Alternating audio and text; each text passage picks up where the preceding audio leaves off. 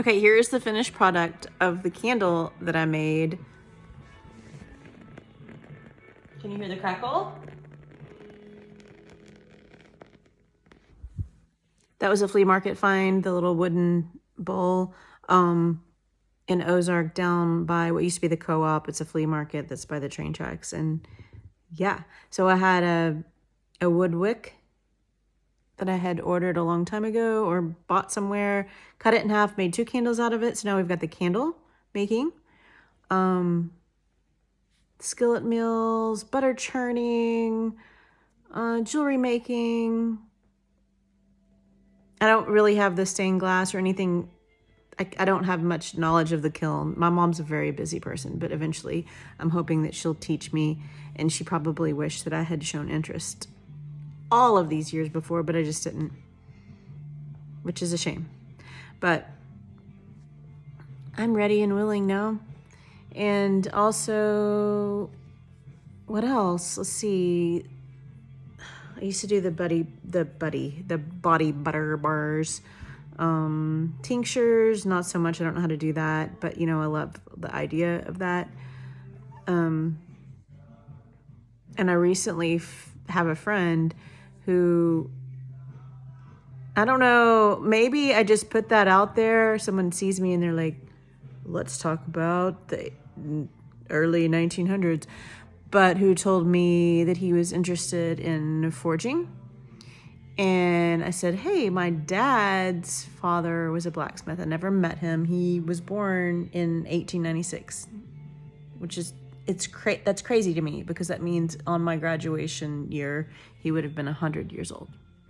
I never met him. He was 15 when my dad died, actually. But he was a blacksmith by trade. And my dad has taken some blacksmithing, if that's what you call it, classes in North Carolina. And he has a fireplace tool set that he's made. Anyway, so that spurred on that whole conversation of, oh, we should have this blacksmith shop. And then that in turn spurred on, like, what about the barn? And I'm like, the barn? What about the barn? We could have a little silver dollar city. I'm all for it.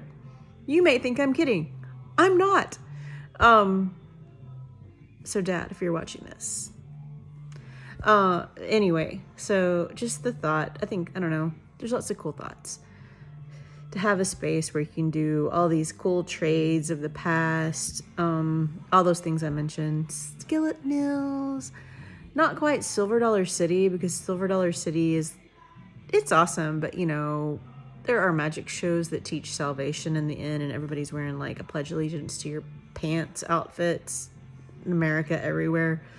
I'm a patriotic person and I'm all for sharing faith and everything, but there's just, you know, that's just kind of like, it's like it worked in the propaganda and everything. Anyway, so the barn, little Silver Dollar City, wouldn't be like that at all. It'd be way better. And I don't know, it's kind of a cool idea. The thought of sort of a co-op of sorts where maybe people could come in and share the space and do their trades that they like, but nobody's in each other's business and it's still not a crowded place. You have your individual work time, but like just, I don't know, a cool sense of community. Then we all go down a little ways and learn all the things from the kiln. And then eventually we share and we're teaching each other. And I'm going to scoop up all of those people and we're going to run off to the wilderness. And the wilderness that I found, that's going to be my dwelling place. I am sort of like the Thoreau, the Dart kind of person, but within reason. And in my world, the last 2 years, so I want to say like 2 Januaries ago, I made a little map. Ozark's down here. Where I live, Fayetteville, Ozark, and then a new favorite area, Falling Waterfalls, gorgeous, that whole area, Haw Creek, Richland Creek. I don't know why I did not spend more time there in college when I went to tech, but that is like a gorgeous area. And I'm like, here, I'm making a little triangle and draw a line up the middle. And then last year, kind of drew a circle perimeter around these places. And I'm like, this would be really cool to end up somewhere within here if I'm not at all these other home bases, because it's gorgeous. And my falcons my hunting falcons could just have at it, and whatever they don't catch, we've got real people, real outdoorsmen and real outdoors women that know what they're doing. And I don't know, I'm a dreamer, but a lot of these things could be very, very real.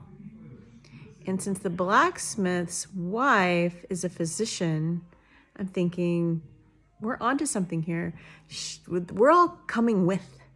So between, my love of natural homeopathic whatever, and my dad, and the compounding pharmacy background, and that, and the real physician, and the blacksmith, and the butter, and all the things, we're going to survive.